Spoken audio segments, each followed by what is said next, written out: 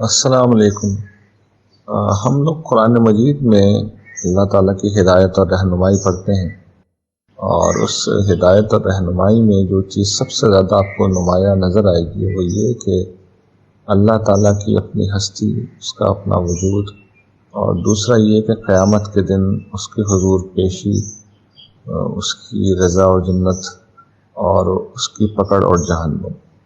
یہ گویا کہ قرآن مجید کا مرکزی خیال ہے، اور اس کی تعلیمات کا مرکزی خلاصہ کہہ لیجیے اسے۔ میں اکثر یہ سوچتا ہوں کہ جس وقت ہم لوگ قیامت کے دن اللہ تعالیٰ کی بارگاہ میں پیش ہوں گے اور اپنی آنکھوں سے اللہ تعالیٰ کی ہستی کو دیکھ رہے ہوں گے، اور اپنی آنکھوں سے جنت اور جہنم کو دیکھ رہے ہوں گے، تو اس وقت دل یہ چاہے گا کہ اپنا سر کسی دیوار سے دے مارے۔ لیکن سچی بات یہ ہے کہ اس روز میدان حشر میں کوئی دیوار ہی نہیں ہوگی کہ انسان اپنا سر ٹکرا کے اس دیوار سے اپنا سر پھاڑ دے۔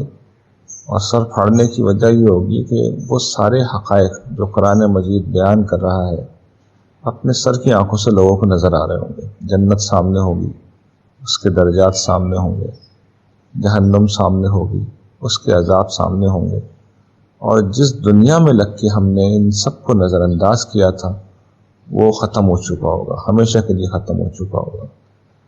تو یہ ایسی عظیم ندامت ہوگی اور ایسی عظیم محرومی ہوگی کہ کوئی حد ہی نہیں ہے، کوئی حساب ہی نہیں ہے۔ میں یہ سوچتا ہوں، تصور کی آنکھ سے اس منظر کو دیکھنے کے بعد یہ سوچتا ہوں کہ آج ہمارے پاس وہ ساری یقین دہانیاں موجود ہیں قرآن مجید کی، ساری اللہ تعالیٰ نے دلائل ہمیں دے رکھے ہیں۔ تو اس عظیم موقع سے ہمیں آج فائدہ اٹھانا چاہیے، اپنی سوچ کو بدلنا چاہیے، اپنے انداز فکر کو بدلنا چاہیے، اور اس کے لیے محنت و جدوجہد کرنی چاہیے۔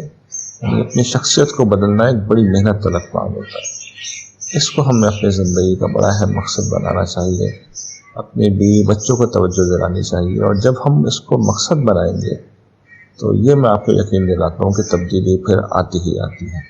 لیکن جس وقت آدمی اگنور کر دیتا ہے ان چیزوں کو اور دوسری غیر متعلق چیزوں میں لگ جاتا ہے، وہ چیزیں دین کے نام پہ بھی بہت سی ایکٹیویٹیز ہو سکتی ہیں، وہ چیزیں دنیا کے نام پہ بھی بہت سی ایکٹیویٹیز ہو سکتی ہیں، مگر یہ نہیں ہوگا۔ تو اس کو ہمیں اپنا سمجھیے کہ ایک اہم مقصد بنانا چاہیے کہ ہم ان چیزوں میں اپنا ایمان کو پختہ کریں اور اس کے لحاظ سے اپنے عمل کو بہتر کریں۔ اللہ تعالی ہم سب کے علم و عمل میں برکت عطا فرمائے، آمین۔